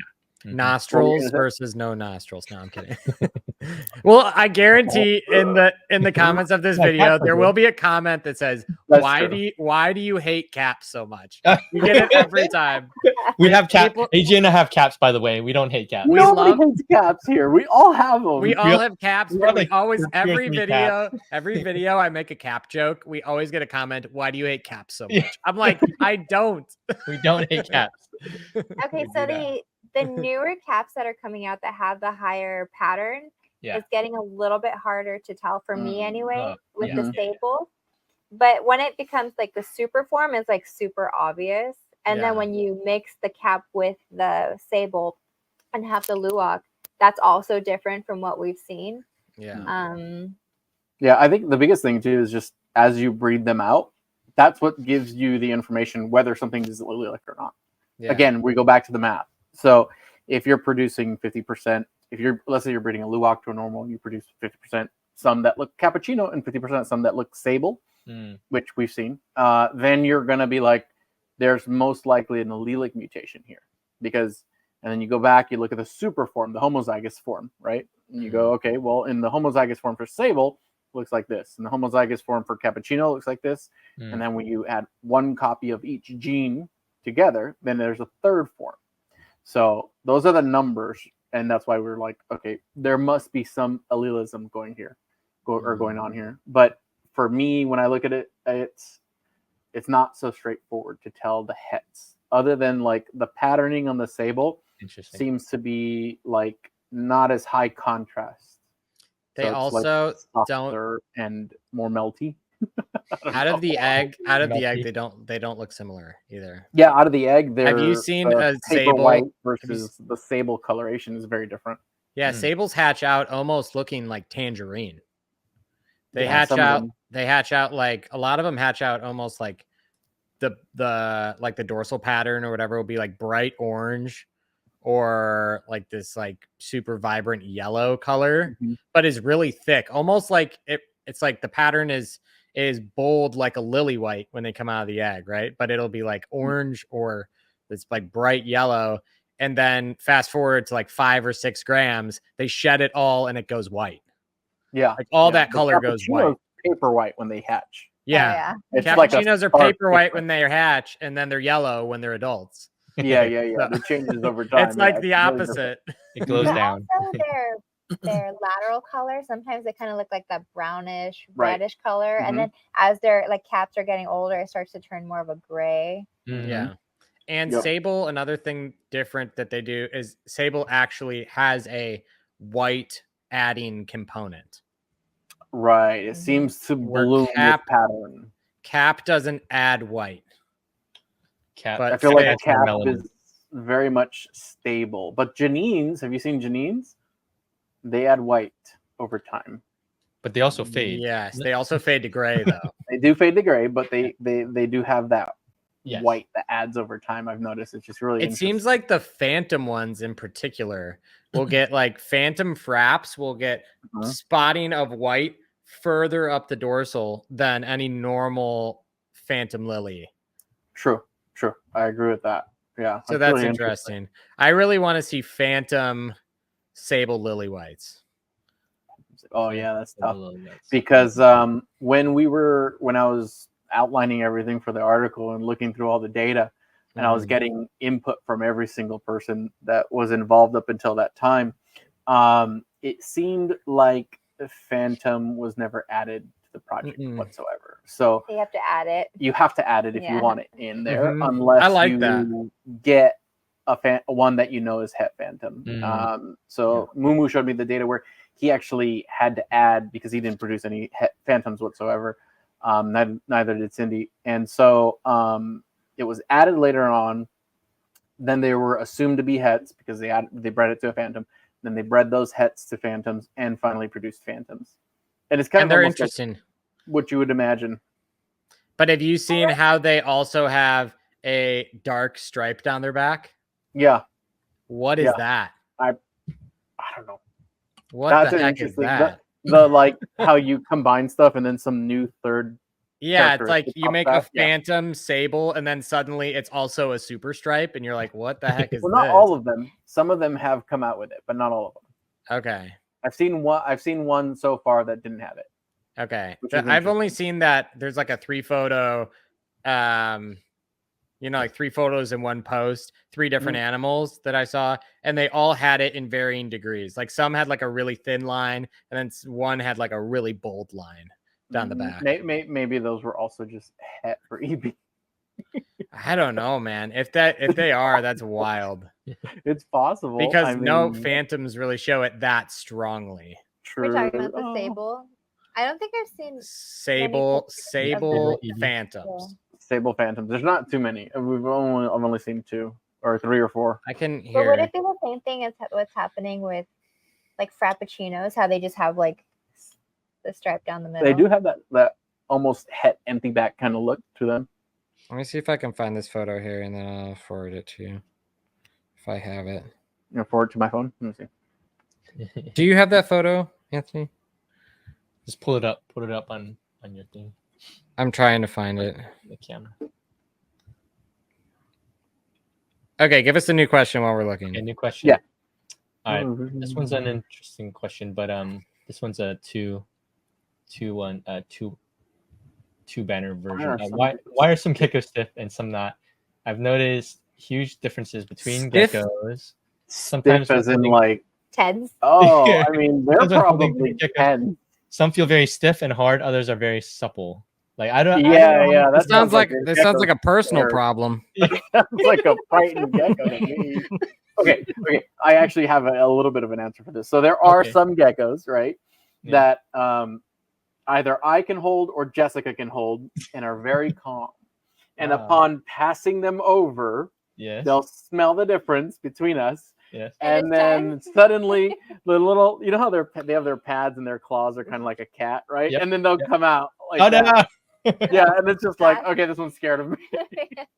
That's so I mean, funny. we have so the worst part is we have leeches that do that, right? Oh my gosh. So They we dig. have some leeches that will walk on me with no problems, no scratches, no nothing. I'll hand them over to Jess, and they're like immediately like, nope. Oh I no. don't. They'll come back to me, and suddenly I'm like, no, they're not scratching me at all. He's such a good boy. That's so funny. I don't know, Yeah. like are leeches in particular like you more? Because And 'cause I'm I the used to one hold them all. and then I'm the one who works But with them. you actually work with them. So more. they're They don't Harry, like you. Harry, I sent you DMs with the what I think is Sable Phantom. All right, I'll try to pull that up. But I mean, in terms of this question, it's not so much that their bodies themselves are any more harder. I They're think just they're more. just 10. Yeah, they Yeah. seem like they're tense. I mean, check out like for that particular person who's doing it, who's asking the question. Check their throats. Are they like breathing really Nervous. heavy, nervous? You'll see it palpating really, really quickly if they Okay. are. Okay. Versus let a me calm share- gecko. Let me share this this thing. Going back to Sable Lily. Oh, sorry. Sable Lily, right? Is this one, AJ? All right, where's the phantom one? Show No, me. I sent you the DM. Just open Is the photo I sent you. That one right there. This one. Yeah, you sent this one. Yeah. Oh wow! Wait,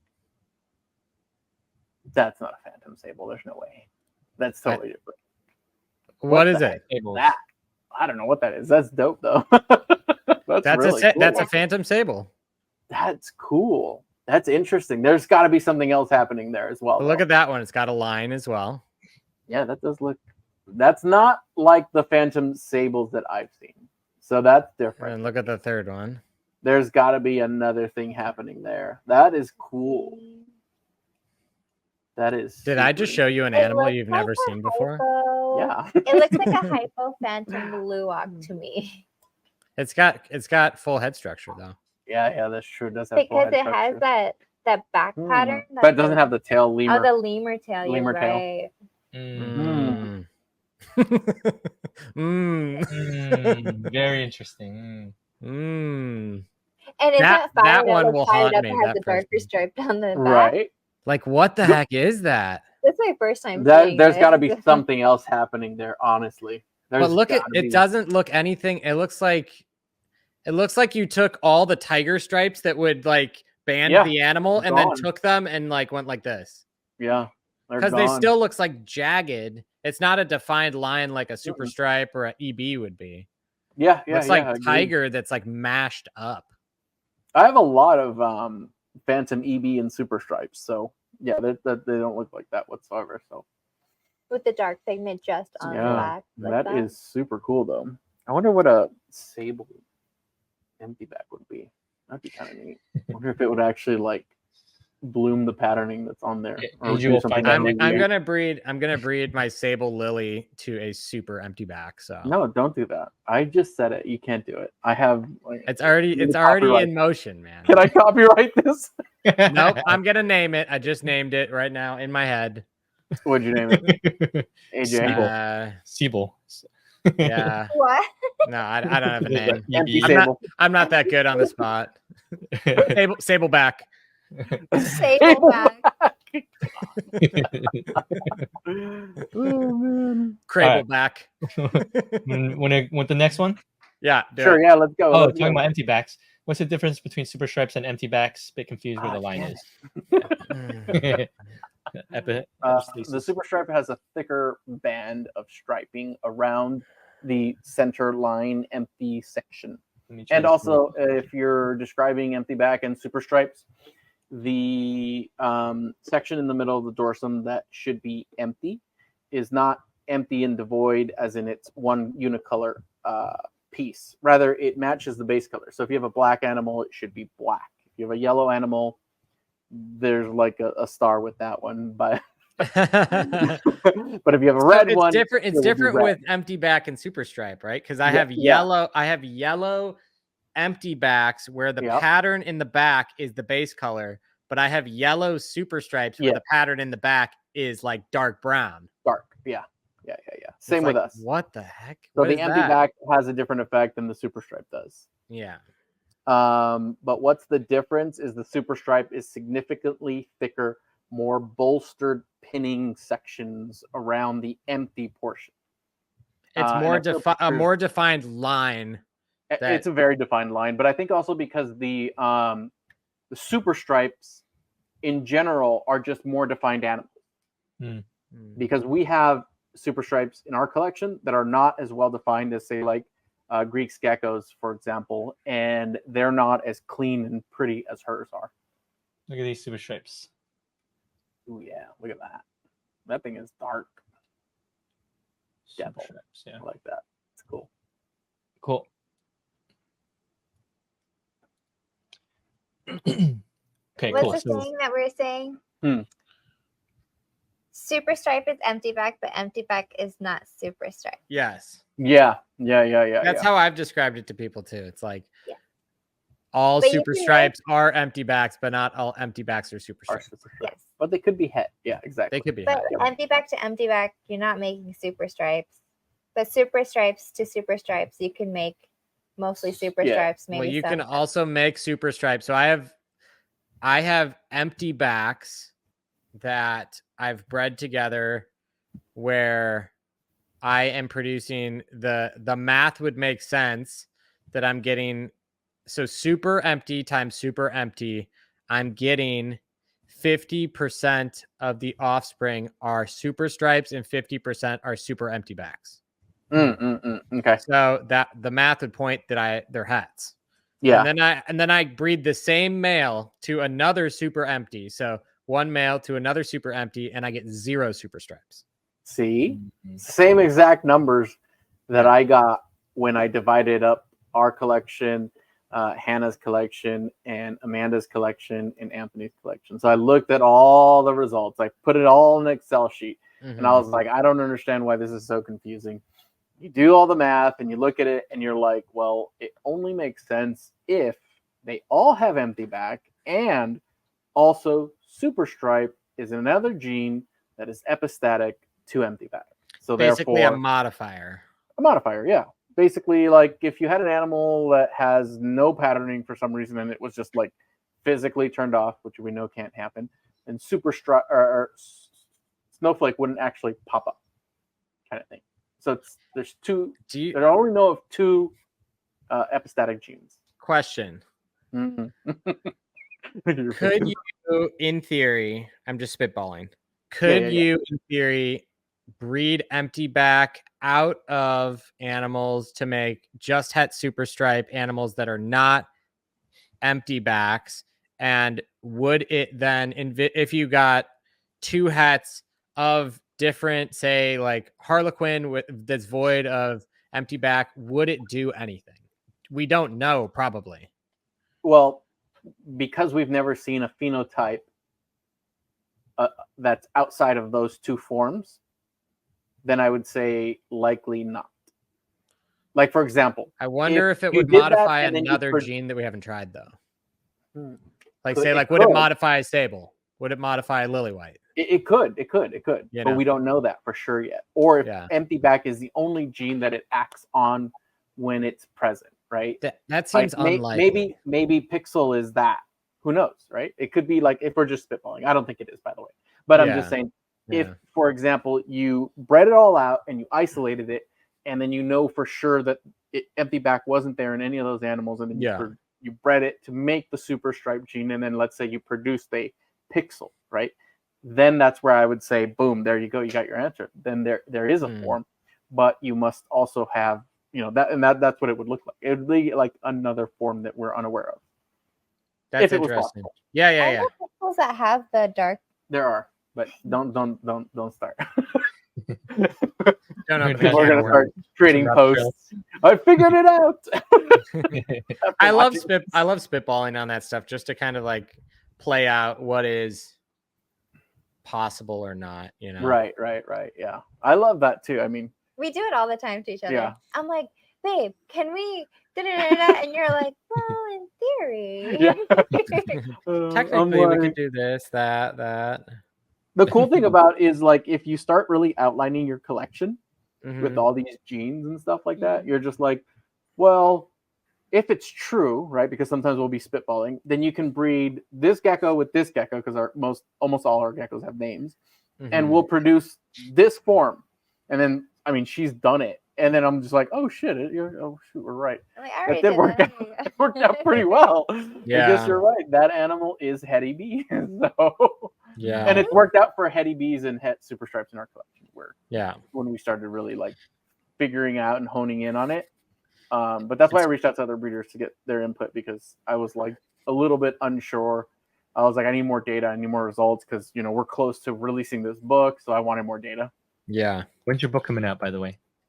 Oh, the book. Aside from the fact that it's already, you can read it online, but when's it coming out on Amazon? I don't know. Amazon. When can I get a hand signed copy?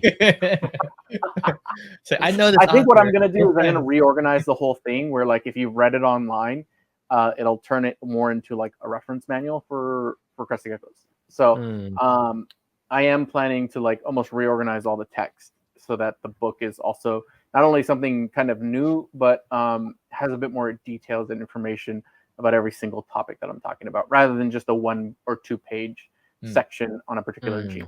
Yeah. Cool. All right, let me move on to this next one so we keep rolling. Hypo times hypo equal leucistic. How to tell if a gecko is hypo? Can any 2 hypos make leucistic? So you're talking genetic hypos. This is the thing you keep telling me. Say it. That's funny. Just will answer this for you. Just the whole naming of the leucistic, when it's like super genetic hypo. What kind of caught me in that naming was that it implies that hypo isn't genetic. It's not, unless it's a genetic hypo. So that kind of like caught me. I was like, wait, I don't like that, right? So hypo is genetic. Yeah. There's different forms. Yeah. Okay, so I talk to you in like medical terms, like hypothyroidism. So you're lacking some thyroid hormone, but everyone gets tested for the thyroid gene because there's a different level of hypoism. Like that's why they're That's true. I mean, like it's tough, right? Because now we have 2 things that we call hypo in the hobby. So it's going to add a bit of confusion, because if you've got like lavenders and stuff, like what we've defined as what hypo is, because we know it's genetic, we know it works. I mean, the math has worked now for decades for me. So, and you can very clearly see that it works in other collections as well. As you look at results, and even other breeders have reached out to us and they're like, oh yeah, you're right, hypo seems to work. Genetically, I've looked at all my lineage and stuff like that. And other breeders have looked at other lineage that they're just like, oh yeah, this whole thing has had empty back in it for like the last few years, and stuff like that. So hypo we know is genetic, but then now we have genetic hypo. So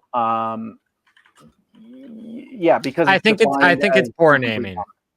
It's poor naming. It should just be renamed. Confusion. It like because he calls the super form Blizzard. So he should just call something. He should just call it Blizzard and Super Blizzard. If like Yeah, he wants, because if he now wants you to be can't- consistent. So yeah, which one is it? Is there a Super Blizzard or is there not a Super Blizzard? I've even had people ask like, is there a Super Blizzard form? Because this is the Blizzard. I'm like, no, it's just the one gene. The Blizzard is the super of the hypo. So incomplete it's confusing. dominant? yeah, it's incomplete dominant is what he's saying. confusing, So hypo is one gene, and then he calls the 2-gene version Blizzard. Right. Right. So then do you not use the super terminology that the whole hobby has been using now for? And what is longer this than thing custom. actually, back to our Spider-Man meme, what is this thing? What is the name that the hobby's actually going to adopt? Are they going to adopt Pinky? Are they going to adopt Ghost? Are they going to adopt It depends if it's the same Hypo? thing. So they would have to figure out, is it compatible? Is it the same thing that you're talking about? It's breeding the leucistic, versus the Blizzard, the 1-gene Blizzard, the het Blizzard, to the Pinky. Like, will it end up being a leucistic animal? Right, Will it be the same thing? So I think it really depends on, is it compatible? Is it the same thing first? And then you can go back and... Yeah, if we spitball it all, then technically the claim ends up being the person who first outlined it, which would be Reptiles by Mac. So it should, in theory, default to Pinky. Mm-hmm. Yeah, that's how we've settled other things in the hobby for boas and ball pythons and stuff like that. Super Pinky. But going back to the question, Het Pinky.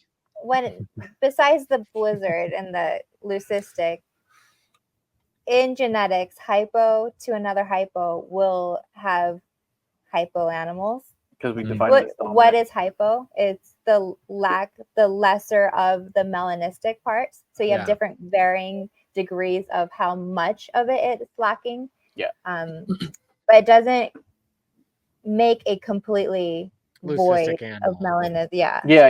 It doesn't make it completely void. Yeah. I guess spotted lily exotics is, which hypo are you talking about? I think that's why it's we're talking about leucistics.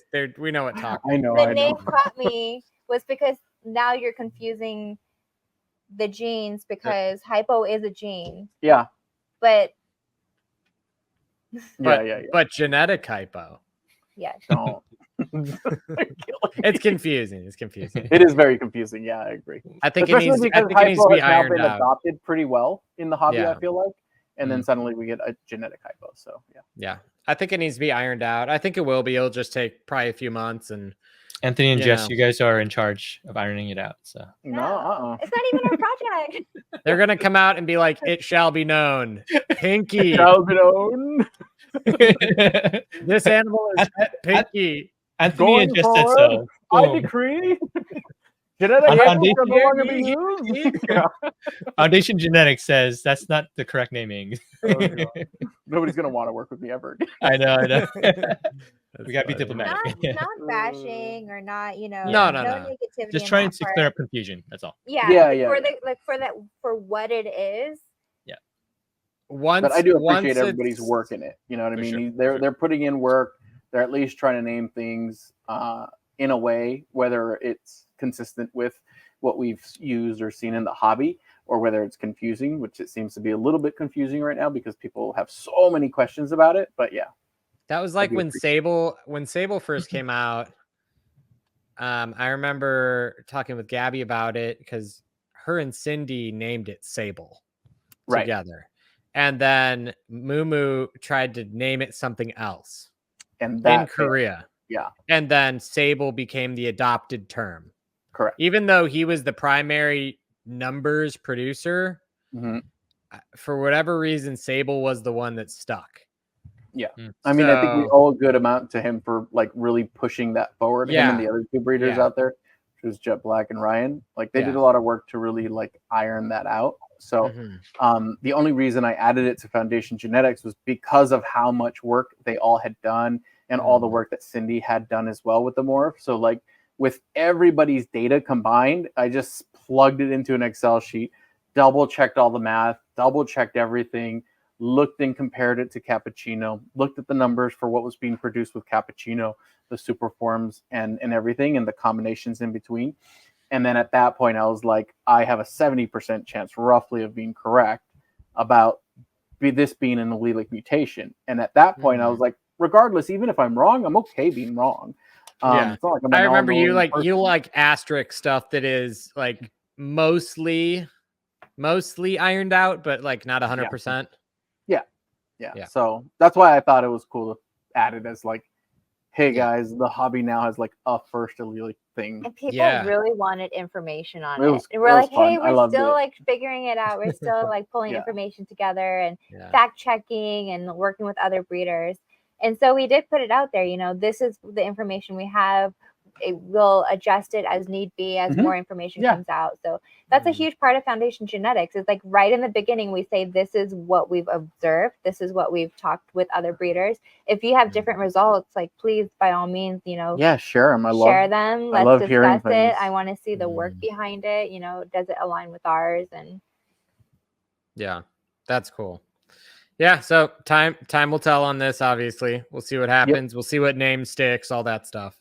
Yeah, for sure. All right, what's the next one? I know this is a very rapid fire. Yeah, let's keep going. We've got like 5 more. Let's go faster. Sorry, I was on mute. This one's more like a slow trudge rap, but we'll get there. Only a few more questions. Have any of the newer genetic morphs been confirmed in allelic with any other morphs? From Emily and Miko Gecko. Not that I'm aware of. Just the cap and the sable. All forms currently do, for the most part, unless they're fixed, have a wild type gene that does nothing, right? Otherwise, you wouldn't have that gene, right? So, like, you have an exanthic, and then you have a wild type gene that will replace that slot. The animal will not be het nor exanthic. So, aside from the wild type, that's the only one. So we call that a wild type gene. Okay. Cool. Is Pixel incomplete dominant or recessive? We talked about this one a little bit already, so we're gonna figure that out in the coming year. Is it incomplete dominant or or recessive? Yes. Question mark. Yes.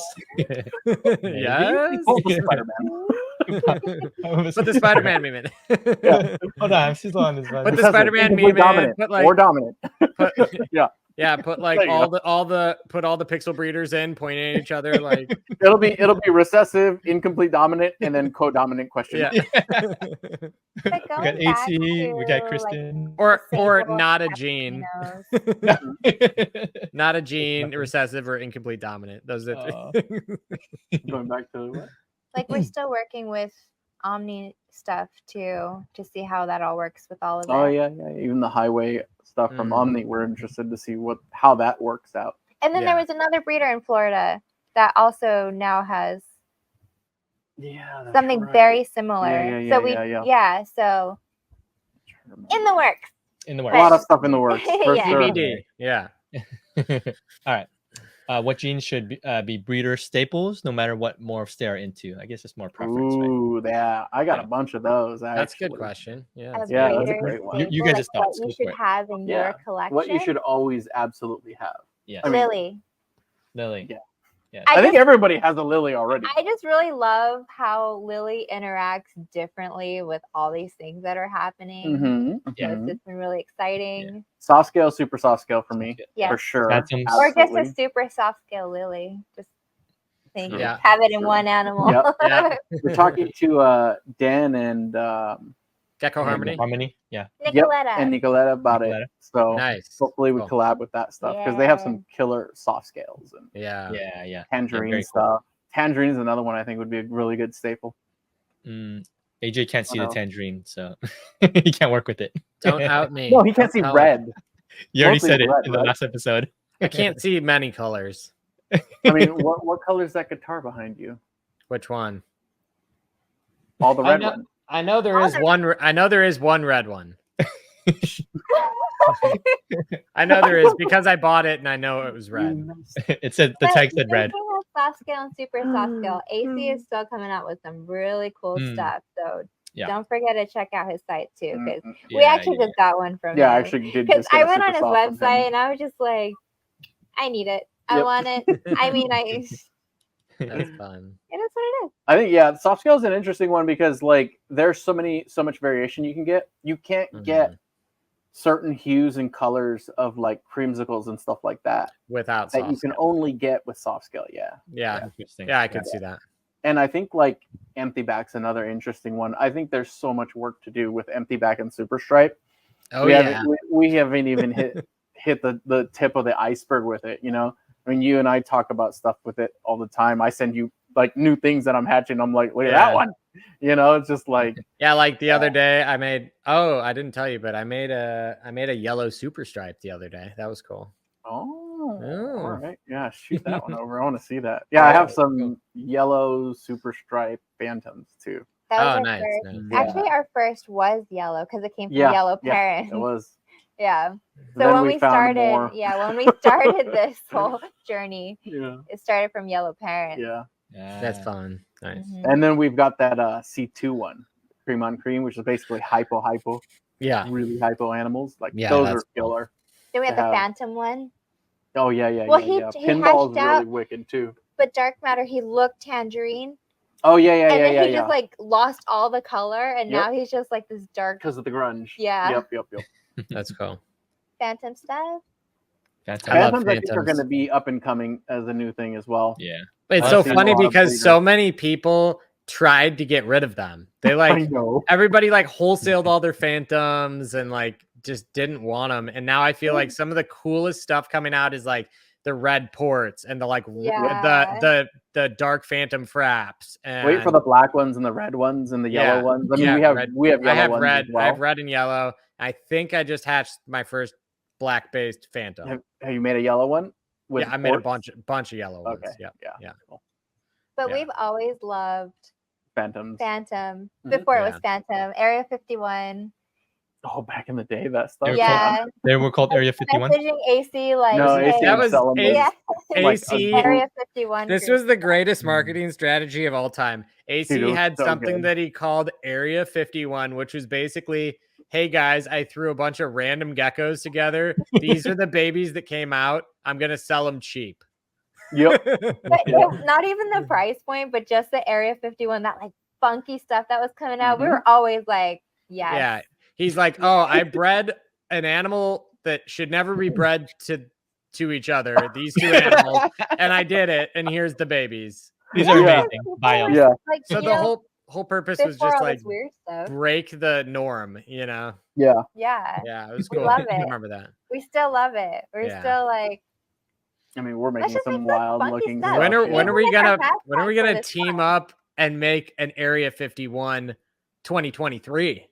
What would we call it though? We gotta change the name. You guys would be prime people to do it. You have so much like funky stuff. Yeah. If you look at our hashtag, I love how many people have joined in on this. The oddities. October oddities. I've just been really enjoying that. There have been some pretty funky ones that have come out of it. That's cool. Yeah, I have to post it. I have to do it. You haven't done it yet? No, I have to. I haven't. Let me down, man. I gotta find the weirdest stuff I can though. Do it. That's what we love. We want to see the weird stuff. Yeah. Okay, a few Forget more. about what's trending. What's the next question? Okay, we already went through what's a chocho. Relationship between white wall and vertical pattern / coverage. White wall and vertical pattern. Does that make sense? So like a try versus like a wall. Maybe that's what they're talking about. Not sure. We can. I mean, white wall and vertical patterning are just kind of like separate things, right? Mm-hmm. What creates vertical patterning is pinstriping and quads and all that stuff, right? Mm-hmm. So you're pulling out the vertical. Look of the are you tiger. talking about this, or are you talking about linear? Oh, I'm talking about horizontal. Sorry. So vertical pattern, tigering, so I think the reason why you brought up horizontal was because it inhibits how much vertical you can have. How high the wall can go. So if you have this going on, inhibiting your this, and how much tigering, because tigering can take your pattern and bring it upward. Mm-hmm. And is it your pinstripe? Is it inhibiting that too? It's like a triple X animal compared to a quad stripe animal. Mm-hmm. You get that really solid, thick wall above the upper lateral. That pattern just really has a hard time crossing. Won't break through. Yeah. If you had a pin that wasn't a quad, how high could you push the wall?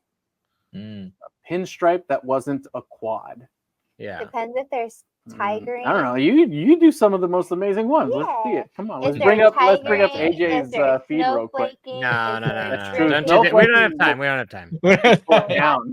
Well, I'll work on one. I'll try one. Oh, speaking of, go to her website and go look at Bifrost and tell me about what's going on with him. With the Oh yeah. That guy's really wicked. That's something we need to talk about, AJ. That's okay. We'll talk about that other thing we were talking about. Okay. We'll have you guys back on for stuff too. All right, what's the next one? Okay, a couple more. Has anyone proven a line of fraps or something to pair to keep the bright white on a frap? So we know that things kind of fade out. So basically, are there any things to keep the white going? Keep it from yellowing or creaming. I think Janine's fraps are pretty. They go gray. Yeah. Well, the white part, are they pretty white still? Pretty white. Even she yellow, as adults, but at like 2 years old, she told me they gray out. Yeah, she says they kind of. They do. Gray, but not yellowing though. At least it's the graying. It's probably because the cat adds so much melanin to it. It does add a lot of melanin. So yeah, I'm not and sure. It's melanin over time too. Yeah, it is melanin over time. It's a developmental thing, right? Yeah. Okay. I don't know. Maybe a paper white type of gene. Yeah, probably. There seems to probably be one out there in the wild floating around. There might be. But this goes back to the conversation of like, what is white, and do we use the word white or do we use cream? And I have a little. Is this a high cream? That's what we got. It turns into a high cream from a paper white. Would you say this is a high cream? Is this French vanilla or vanilla? Oh my god! You say it's more of a French vanilla or more of a mayonnaise or mayonnaise? This one's a mustard. Milk. I'm going for more of a sour cream look, guys. Sorry. Okay, like a daisy sour cream look. One more question. Yeah. Go. Last question. Also from Mike Kalark. What do you recommend pairing to orange to help it retain color as the gecko ages? I think that's a good question. Yeah, but it's also kind of a catch-22 because if you're trying to keep the white, tangerine's going to color that up. Tangerine, that's what I would pick for orange. Orange to help retain the color. Soft scale.